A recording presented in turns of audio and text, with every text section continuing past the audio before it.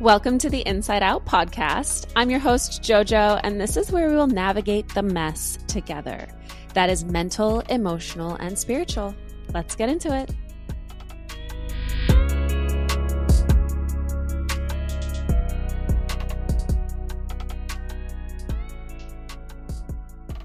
Well, hello. Welcome back to another episode of Inside Out. Thank you for being here. Thank you for taking the time out of your day to listen to this. Hopefully you guys have been having a great week, and let's get messy. This week I wanted to talk about relationships. I think it's one of the most discussed topics in the podcasting space and probably just in everyday life. But I wanted to approach this a little differently, and I wanted to actually talk about the start of a relationship, or when you meet someone that you're interested in, or even just how a healthy foundation is built. I think the modern dating world is really a little bit of a mind warp, if you will, because we have all of the accessibility of dating apps and people's pictures and Google. I think it's very rare that people meet in the wild anymore. I mean, it definitely happens, don't get me wrong. But even so, you can still go home and search their social medias or look them up. And there's something that I wanted to dive into there, because that's such a trap sometimes, because then we can see someone, we can be attracted to them, and then all of a sudden we're running with a narrative of what their life looks like and what they do and how that fits in before you've even established any sort of foundation with them, or maybe even had a conversation or built any connection, and right now it's just attraction and this crazy narrative that we're running away with. I've definitely been guilty of this, and I for sure know that my friends have through conversations I've had with them, that we'll meet someone, right? And you're attracted to them. Maybe you have a conversation. Maybe you've met on a dating app. Maybe you've met at a bar. Maybe you've met somewhere out in the wilds, like Whole Foods. Just throwing out options here. And there's an attraction, right? And then maybe you get their name or their social media, and then you look them up and you're like, oh, okay. And then you start potentially running with this narrative of what they do and making up maybe a story of what their life looks like. Now, this is where a lot of people get stuck. And I see this happen a lot with girlfriends, and I've definitely fallen into this trap where before you even get to know the person and have any sort of idea of who they are, you're creating a fairy tale in your head. And I know we don't like to look at this. I know that this is oh, dang, I do that. Yep. Yes, Jojo, I definitely do this. We all do it. And that's fine.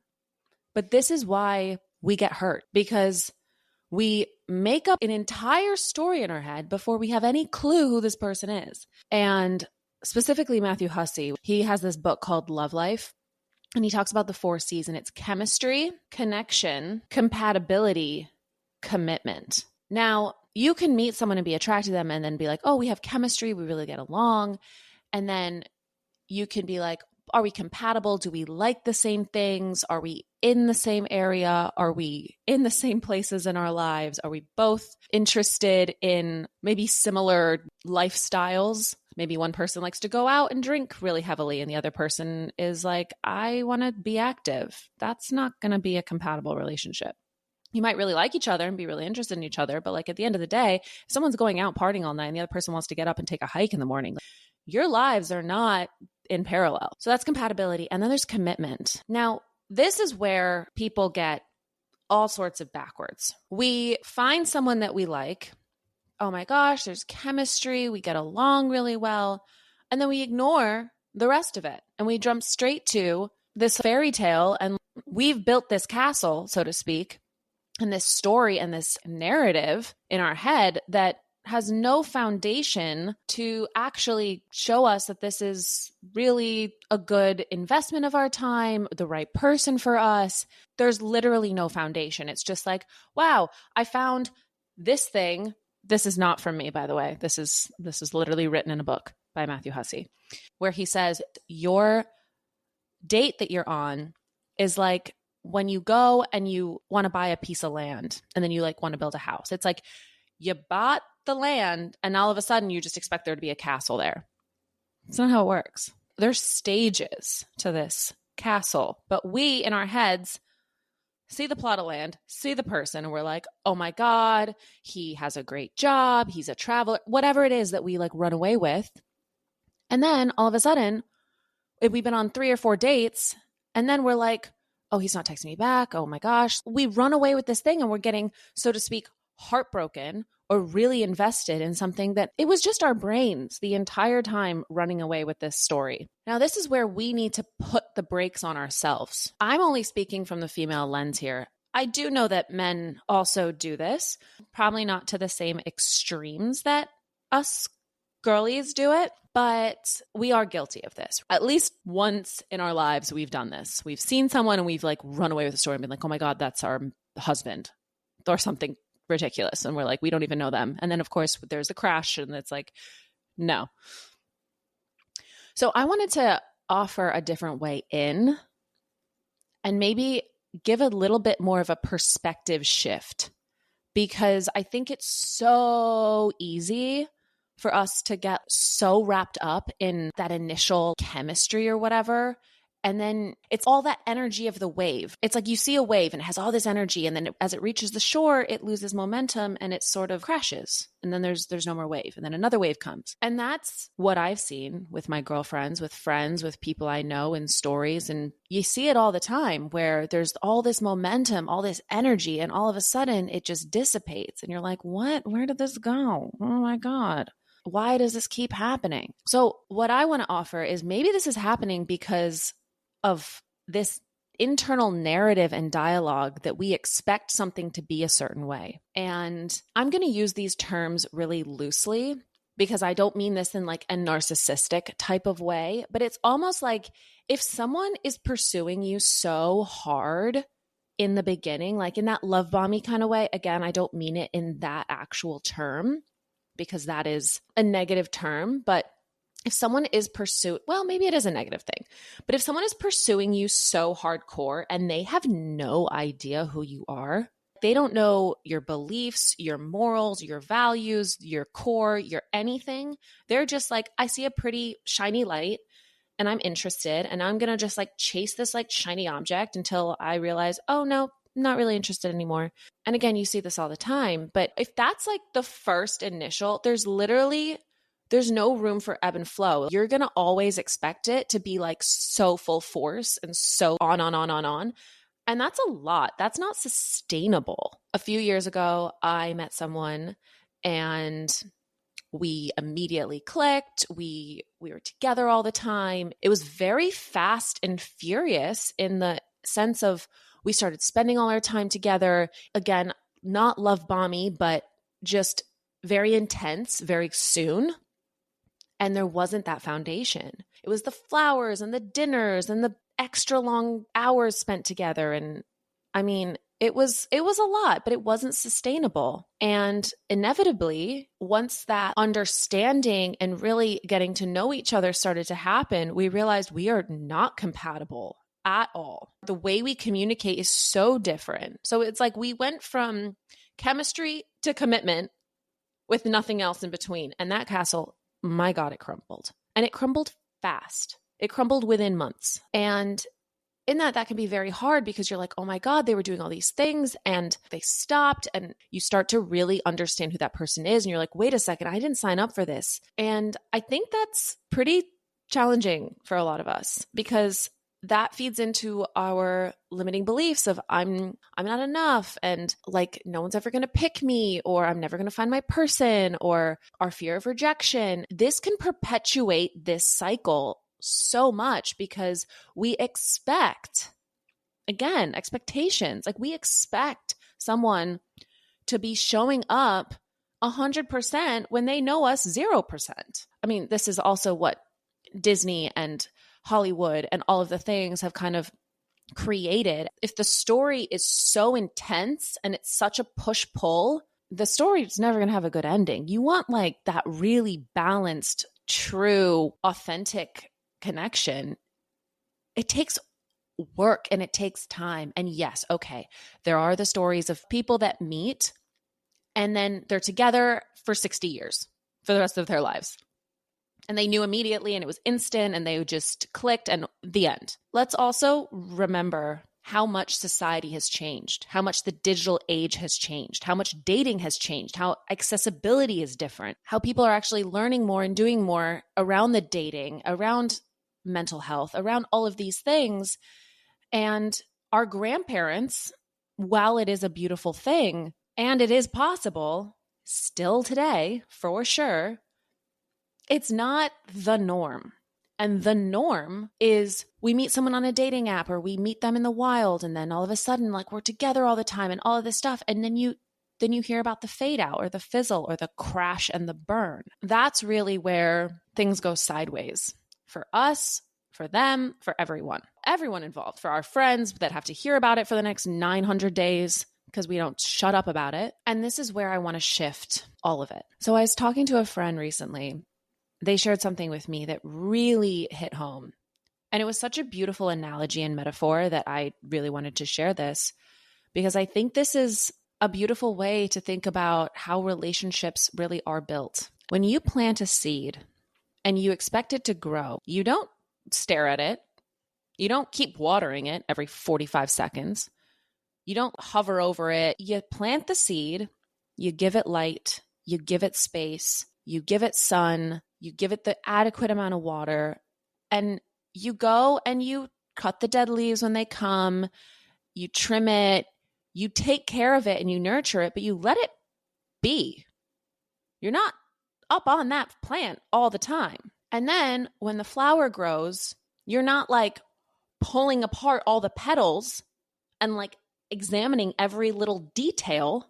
The same thing when you start a relationship. You plant a seed, you plant a foundation or an intention of, I want to get to know this person. But that doesn't mean you're texting back and forth 24/7. They have their own lives. You guys are two different people with your own friends, lives, jobs, families, interests, hobbies. The list goes on. If you're like too much all at once, that it's not even something yet, you're going to drown it. If I'm watering my plant too much, it's just going to die. So when you step back after you've planted that seed in a relationship and you give it time, you give it the space, you do talk, you check in, you really get to know each other and you build that foundation. You find that plot of land, you get the right pieces, you build the house, you build the castle, and you make sure that like you really are getting to know the person. To go back to those 4 C's, the chemistry is the seed's planted. Now comes in connection. We have a really strong foundation of communication and trust and whatever. And then there's compatibility. Same stages in life. You might really like each other, but are you compatible? And getting to know those parts and not running away with the story before the story's even written. We love to write the story in our head. We never let the story unfold without control. So what happens if we just release? Yeah, that's terrifying. The unknown is freaky. I get it. I'm there. I'm with you guys. 100%. So I'm talking about this. But how boring is a book if you pick it up and you read the last page? There's no point. You already know what happens. And also with expectations, and if you already know the direction your life's going, there's no room for excitement, for spontaneity, for growth, for change, for transformation, for adjusting, for play, for just anything that's out of the ordinary. And I can't tell you, just on a personal note, how many times I've planned something like a date or anything, and it just, it doesn't work out. It doesn't like go to plan. The best times I've ever had with anyone is when it's just spur of the moment and you just flow.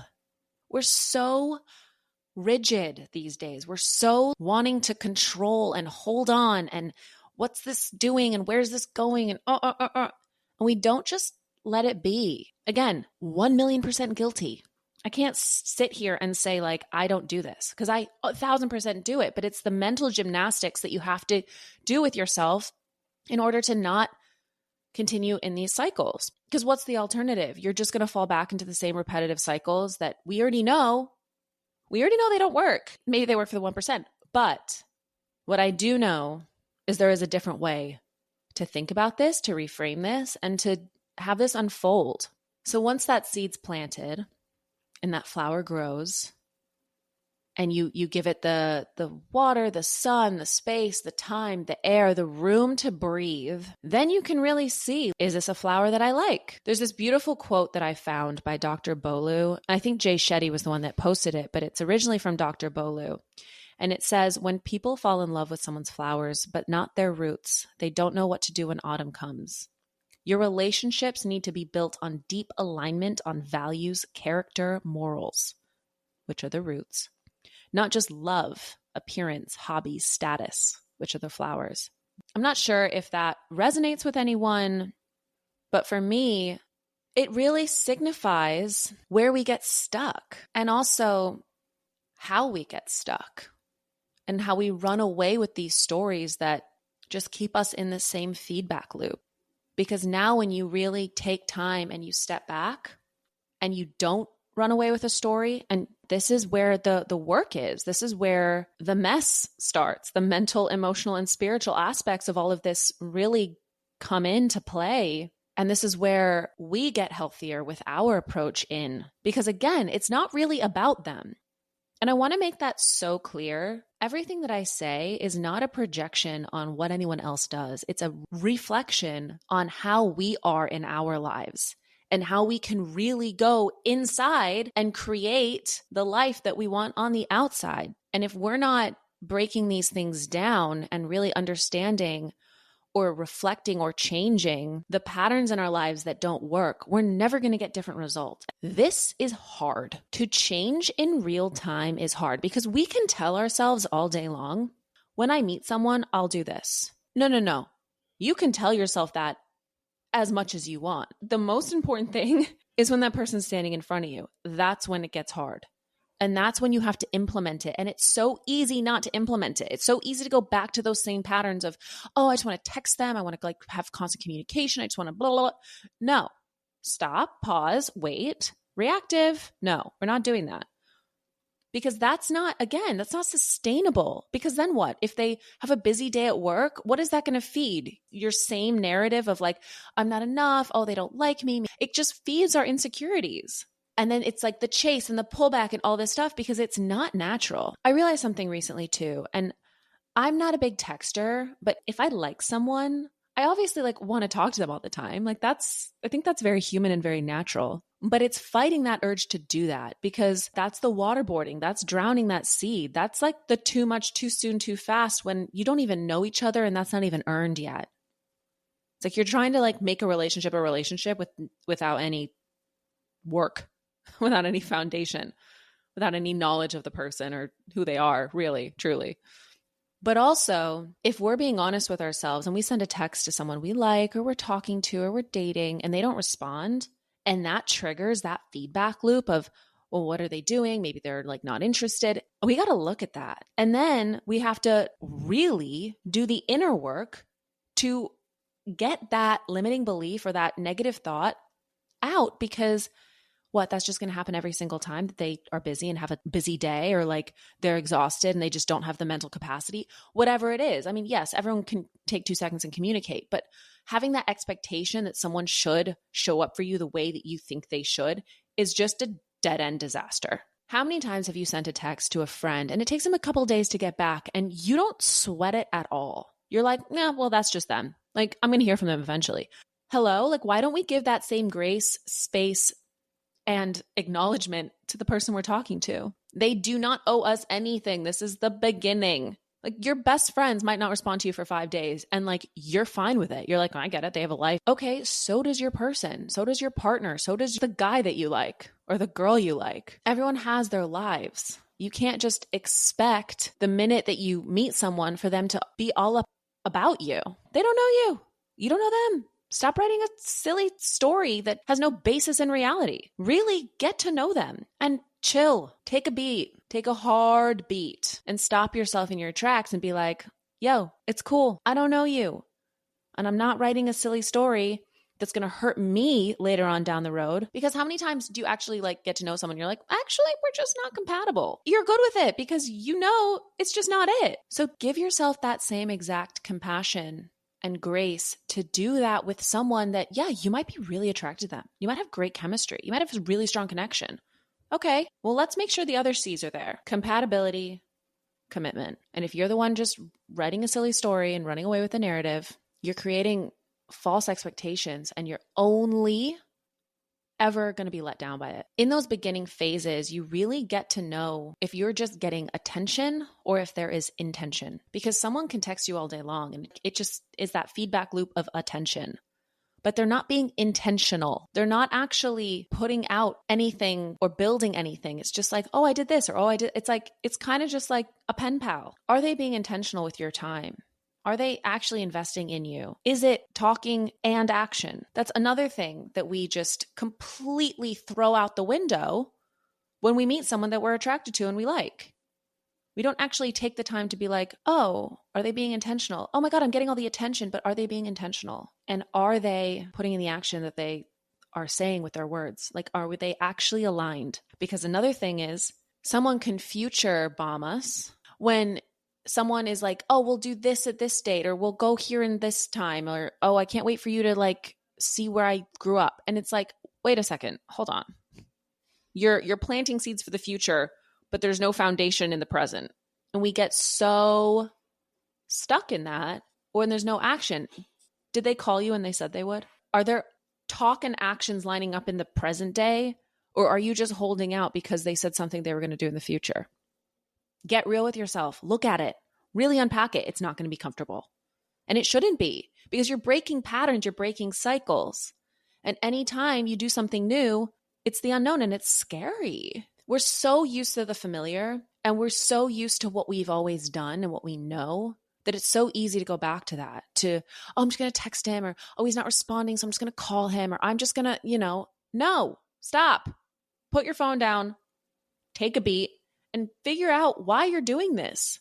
Because if it's coming from lack and the scarcity mindset of, oh my God, they're not, then no, we're ending that right here today, right now. I went into a relationship with someone, amazing person, but I went into that relationship from lack. And it was because the previous relationship that I was in, I was so deprived of intention, commitment, all the things, that once someone showed me what I really wanted and what I was lacking so much, it almost didn't matter who they were. It was that's what they were bringing to the table. And because I was in so much lack, that seed that was planted was a negative seed. And what grew in that relationship was only lack, because I went into it from lack, which doesn't breed any sort of healthy relationship. And unfortunately, because of that, it caused a lot of pain in a lot of ways. If I had just done the work before and knew that this was not a healthy, balanced way to enter a relationship, I wouldn't have done it. And, we all make mistakes and there's trial and error. And I'm not saying that relationship was a mistake or that anything that happened was a mistake. I see it as a blessing. I see it as a beautiful way through life and learning. But it brought me here today to be able to be like, well, let's shift this. What is the positive seed that we can plant?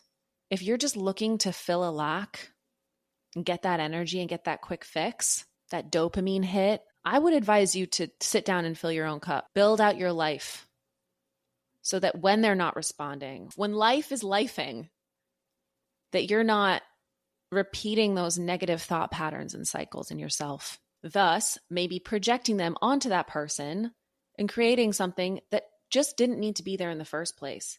Because let's say they didn't talk to you for a week and then they finally reach out and you're like, hello, where have you been? And there's that like tinge of whatever, like negativity, or you're just like resentful. No, you have a life. You have friends, you have hobbies, you have interests, you have a career, you have things that you're doing. Fill it, do it, live it.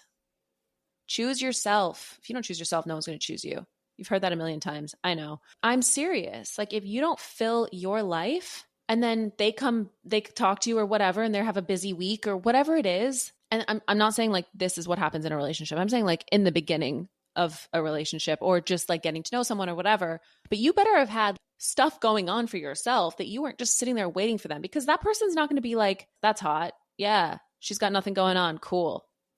No, literally, absolutely not. They're going to feel needed, like icky. They're going to feel that pushback because it's like, hold on, why do you need, like, what? You're your own person. What did you do before me?